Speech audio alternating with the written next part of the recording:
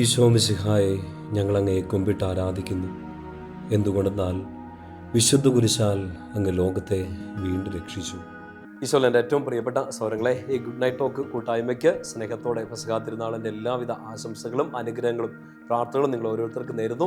നിങ്ങൾ തീർച്ചയായിട്ടും ഞാൻ ഇന്നലെ പറഞ്ഞ പോലെ തന്നെ രണ്ട് കാര്യങ്ങൾ: ഒന്ന്, യോഹന്നാൻ 13 മുതൽ 17 വരെയുള്ള അധ്യായങ്ങൾ വായിച്ചെന്ന് തോന്നുന്നു, മറന്നുപോയവർ വായിക്കണം. രണ്ട്, ഇന്ന് നിങ്ങൾ പ്രത്യേകിച്ച് വൈദികർക്ക് വേണ്ടി പ്രാർത്ഥിക്കണം, എനിക്ക് വേണ്ടി പ്രാർത്ഥിക്കണം എന്ന് പറഞ്ഞിരുന്നു. പ്രാർത്ഥിച്ചവർക്ക് ഒത്തിരി നന്ദി. ഇനിയും പ്രാർത്ഥിക്കണമെന്ന് സ്നേഹത്തോട് ഓർമ്മിപ്പിക്കുന്നു. ഒരിക്കൽ കൂടി സ്നേഹത്തോടെ എല്ലാവർക്കും ഈ പെസഹായുടെ ആശംസകൾ നേരുകയാണ്. നമുക്ക് ഇന്ന് ചെയ്യാൻ പറ്റുന്നൊരു കാര്യം നോക്കൂ. ഈ പെസഹായുടെ അന്ന് തന്നെയാണ് നമുക്ക് ഈ 12ാമത്തെ സ്ഥലം, ഈശോ കുരിശിൽ മരിക്കുന്ന ആ ഒരു ബലി പൂർത്തിയാകുന്നതിനെ കുറിച്ചൊക്കെ നമുക്കിന്ന് ധ്യാനിക്കാൻ പറ്റുന്നത്. 12ാമത്തെ സ്ഥലം നമുക്കറിയാമല്ലോ. ഈശോയുടെ ബലി ശരിക്കും പെസഹായിൽ അവർ അത്താഴത്തിൽ ആരംഭിച്ച്, അല്ലെങ്കിൽ അവിടെ തീരുകയല്ല, ബലി പൂർത്തിയാകുന്നത് എവിടെയാണ്? കുരിശിലാണ്. കുരിശെ കിടന്നുകൊണ്ട് ഈശോ പറയുന്നൊരു കാര്യമുണ്ടല്ലോ, എല്ലാം പൂർത്തിയായി. നമുക്കിന്ന് ചെയ്യാൻ പറ്റുന്ന ഒരു കുഞ്ഞു കാര്യം എന്താണെന്നറിയോ? ഈശോയുടെ കുരിശ്, ഒരു കുരിശ് രൂപം നിങ്ങളുടെ കയ്യിലുണ്ട്. അല്പസമയം ഒന്ന് ധ്യാനിക്കുന്നത് നല്ലതാണ്. ജെറുസലേമിലെ വിശുദ്ധ സിറിലൊക്കെ പറയുന്നത് ഓർക്കുന്നുണ്ടോ? ഈശോയുടെ കുരിശെ നോക്കുന്നവനെ പിന്നെ പിശാച് നോക്കത്തില്ല. കാരണം ആ കുരിശിലാണ് കൊളോസസ് 1:15 വായിക്കുന്ന പോലെ എല്ലാത്തിനെയും അവൻ അവഹേളന മാത്രമാക്കി നമുക്ക് വിജയം നേടിത്തന്നത് കുരിശിലാണ്. 12ാമത്തെ സ്ഥലത്തിൽ ഈശോ കുരിശിൽ മരിക്കുന്ന ആ ഒരു സിറ്റുവേഷൻ നമ്മൾ വായിക്കുന്നുണ്ട്, ധ്യാനിക്കുന്നുണ്ട്. ഇന്ന് രാത്രി കിടന്നുറങ്ങുന്നതിന് മുമ്പ് അല്പസമയം ഈശോയുടെ കുരിശെടുത്ത് കയ്യിൽ പിടിച്ചൊന്ന് ധ്യാനിക്കുക. എന്നിട്ട് ചെയ്യേണ്ടത് പ്രത്യേകിച്ച് ഈശോയ്ക്ക് നന്ദി പറയുക. കർത്താവേ, നീ കുരിശിൽ കയറിയത് ഞാൻ ശാന്തമായിട്ട് ജീവിക്കാൻ വേണ്ടിയിട്ടാണ്, ഞാൻ സമാധാനത്തോടെ ജീവിക്കാനാണ്, ഞാൻ എല്ലാത്തിൻ്റെയും മേൽ വിജയിക്കാൻ വേണ്ടിയിട്ടാണ്. ഈശോ ഇങ്ങനെ കുരിശിൽ ഉറങ്ങുക എന്നുള്ള ഒരു വായന നമ്മിങ്ങനെ പരിചയപ്പെട്ടിട്ടുണ്ട്. ഈശോ ഇങ്ങനെ ആ ഉറക്കം, വലിയ ദീർഘമായ ഈശോയുടെ ഉറക്കത്തിലാണ് നമ്മളെല്ലാം ഉണർന്നതെന്നാണ് പറയുക. ഈശോ ഉറങ്ങുന്നു കുരിശിൽ നമ്മൾക്ക് ഉണരാൻ വേണ്ടിയിട്ട്.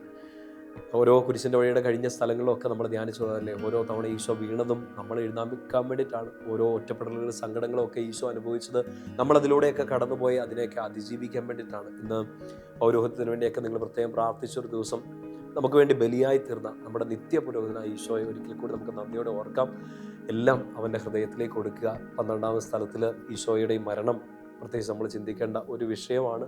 ഈ കുരിശിൽ കിടന്ന് ഈശോ മരിക്കുന്ന സമയത്ത്, അല്ലെങ്കിൽ മരണശേഷവും ചൂട്ടിൽ നിന്ന് ഏറ്റവും അടുത്ത് നിന്ന യോഹന്നാൻ ഇതെല്ലാം കാണുന്നത്, ഈശോയുടെ ഹൃദയം കുത്തി തുറക്കുന്നതൊക്കെ യോഹന്നാൻ കാണുന്നുണ്ട്. തലേ ദിവസം താൻ ചേർന്നിരുന്ന ആ ഹൃദയം ഇതാ ഇവിടെ ഒരു പകലിൽ അതേ ഹൃദയം കുത്തി തുറന്ന് കിടക്കുന്നത് യോഹന്നാൻ കാണുന്നുണ്ട്. യോഹന്നാന്റെ സുവിശേഷം 19ാമത്തെ അധ്യായത്തിൽ നമ്മളത് കാണുന്നുണ്ട്. യോഹന്നാൻ ഇങ്ങനെ സാക്ഷ്യപ്പെടുത്തുന്നത്, ഇത് കണ്ടവൻ തന്നെ സാക്ഷ്യപ്പെടുത്തിയിരിക്കുന്നു. വളരെ വെറൈറ്റി ആയ രീതിയിലാണ് യോഹന്നാൻ അത് അവതരിപ്പിക്കുക. കാരണം എല്ലാ സംഭവങ്ങളും യോഹന്നാൻ കണ്ടതാണ് അല്ലേ. കാനായിലെ കല്യാണ വിരുന്ന് മുതലെല്ലാം യോഹന്നാൻ കണ്ടതാണ്. പക്ഷേ ഒരിടത്തും യോഹന്നാൻ ഇങ്ങനെ എടുത്ത് പറയുന്നില്ല, ഇത് ഞാൻ കണ്ടു, ഇത് ഞാൻ സാക്ഷിയാണെന്ന് പറയുന്നില്ല. ഈ ഒരൊറ്റ എപ്പിസോഡിന് മാത്രമേ യോഹന്നാൻ എടുത്തു പറയുന്നുള്ളൂ, ഇത് ഞാൻ കണ്ടതാണ്, സത്യമാണെന്നൊക്കെ പറയുന്നുണ്ട്. ഏത് എപ്പിസോഡാ? ഈശോയുടെ ഹൃദയം തുറക്കുന്ന, അവിടുന്ന് രക്തവും വെള്ളവും ഒഴുകുന്നത്. കാരണം യോഹന്നാനെ സംബന്ധിച്ച് അത് വളരെ പ്രധാനപ്പെട്ടതാണ്. കാരണം ചേർന്നിരുന്ന നെഞ്ചാണ് കുത്തി തുറന്ന് കിടക്കുന്നത്. നമ്മൾ ശ്രദ്ധിക്കേണ്ട ഒരു കാര്യം ഇതാണ്. ഒരിക്കലും ഈശോയുടെ നെഞ്ചോട് ചേർന്നിരുന്നവന് ഏത് കുരിശിൻ്റെ ചോട്ടിലും നിൽക്കാൻ പറ്റും. അങ്ങനെ ഏത് കുരിശിൻ്റെ ചോട്ടിൽ നിന്ന് അവസാനം വേണമെങ്കിൽ പാത്മോസിലെ ഇരുണ്ട ഗുഹയിൽ നമ്മൾ ഒറ്റയ്ക്കായി പോയാലും അവിടേക്ക് ഈശോ വരും. ഒരിക്കലും ഈശോയുടെ നെഞ്ചോട് നമ്മൾ ചേർന്നിരുന്നതാണെങ്കിൽ ഈശോ നമ്മളെ ശക്തിപ്പെടുത്തും ഏത് കുരിശിൻ്റെ ചോട്ടിൽ നിൽക്കാൻ. അങ്ങനെ ഏത് കുരിശിൻ്റെ ചോട്ടിൽ നിൽക്കുന്നവർക്ക് എക്സ്ട്രീം ഏകാന്തത, എക്സ്ട്രീം ലോൺലിനെസ്, സൈലൻസ്, ഒരു ഡിപ്രഷൻ, ഒരു ഇരുട്ട്, നിരാശയിലേക്ക് പോയാലും അങ്ങോട്ട് ഇറങ്ങി വരും. ഒരു പത്മോസിൽ, ഒരു ഇരുണ്ട ഗുഹയിൽ ഈശോയ്ക്ക് ഇറങ്ങി വരാൻ വേണ്ടിയിട്ട് പറ്റും. ഇന്ന് വിശുദ്ധ കുർബാന സ്ഥാപിച്ച ദിവസം, ഇന്ന് ബലിയർപ്പിച്ചപ്പോഴും ഓർക്കണം. നാളെ നമ്മൾ വരുന്ന ദിവസങ്ങളിലും ഈസ്റ്ററിനും ഒക്കെ ഈശോയെ സ്വീകരിക്കുമ്പോഴും ഓർക്കണം. യോഹന്നാന്റെ സുവിശേഷത്തിൽ തന്നെ 6ാമത്തെ അധ്യായത്തിൽ വായിക്കുന്നത് പോലെ 56 മുതലുള്ള വാക്യങ്ങളൊക്കെ നമ്മൾ വായിക്കുന്നില്ലേ? എൻ്റെ ശരീരം ഭക്ഷിക്കുകയും എൻ്റെ രക്തം പാനം ചെയ്യുകയും ചെയ്യുന്നവരിൽ ഞാൻ അവനിലും അവനെല്ലും വസിക്കും. നമ്മളെ ഒന്നാക്കി, ഈശോയിൽ ഒന്നാക്കി തീർത്ത കൂദാശയാണ് വിശുദ്ധ കുർബാന. Never miss it. അതാണ് ഒരു പുരോഹിതൻ എന്ന നിലയിൽ, ശുശ്രൂഷ പൗരോഹിത്യത്തിലുള്ള ഒരു വൈദികൻ എന്ന നിലയിൽ, രാജകീയ പൗരോഹിത്യത്തിലുള്ള നിങ്ങൾ ഓരോരുത്തരോടും എനിക്ക് പറയാനുള്ളത്, നിത്യപുരോഹിതനായ ഈശോ ബലിയായി തീർന്ന് അവൻ നമ്മിലും നമ്മൾ അവനിലും ഒന്നായി തീർന്ന കൂദാശയാണ് പരിശുദ്ധ കുർബാന. ആ പരിശുദ്ധ കുർബാന, ഈശോയുടെ ഹൃദയം തുറന്നു കിട്ടുന്ന ആ സ്നേഹം, ആ രക്തവും ആ ശരീരവും ഒക്കെ നമുക്ക് കിട്ടുന്ന ഏറ്റവും നല്ല കൂദാശയാണ്, ഏറ്റവും വലിയ കൂദാശയാണ് പരിശുദ്ധ കുർബാന. സഭയെ സംബന്ധിച്ച് ഇത് കഴിഞ്ഞിട്ടേ ഉള്ളൂ ഏത് ആരാധനയും.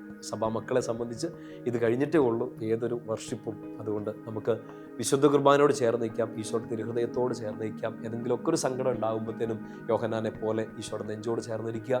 നാളെ വലിയ സങ്കടത്തിൻ്റെ കുരിശിൻ ചോട്ടിൽ നിൽക്കേണ്ടി വരുമ്പോൾ നമുക്കവിടെ നിൽക്കാനുള്ള ശക്തി ഈശോ തരും. നാളെ ഒരു വലിയ ഒറ്റപ്പെടലുകളിൽ ഒരു പാത്മോസ് ദ്വീപിൽ ഒറ്റയ്ക്കായി പോയാൽ ഈശോ നമ്മുടെ അടുത്തേക്ക് ഇറങ്ങി വരും. അത് എക്സ്പീരിയൻസ് ചെയ്യാൻ സാധിക്കട്ടെ എന്ന് പ്രാർത്ഥിക്കുന്നു. ശാന്തമായിട്ട് കിടന്നുറങ്ങുക. നാളെ കുരിശിൻ്റെ വഴി നിങ്ങളുടെ ഇടവക പള്ളികളിൽ പ്രത്യേകിച്ച് നിങ്ങൾ പങ്കെടുക്കാൻ വേണ്ടിയിട്ട് ശ്രദ്ധിക്കണം. ഇടവക പള്ളിയിൽ ചേർന്ന് നിന്ന് ഈ ഒരു കുരിശിൻ്റെ വഴി നാളെ വലിയൊരു അനുഗ്രഹമാക്കി തീരട്ടെ എന്ന് പ്രാർത്ഥിക്കുന്നു. ഈശോയുടെ കൃപ നിങ്ങളിലേക്ക് തരട്ടെ. പിതാവിൻ്റെയും പുത്രൻ്റെയും പരിശുദ്ധാത്മാവിൻ്റെയും നാമത്തിൽ ആമേൻ. ഈശോ മിശിഹായിക്ക് സ്തുതിയായിരിക്കട്ടെ.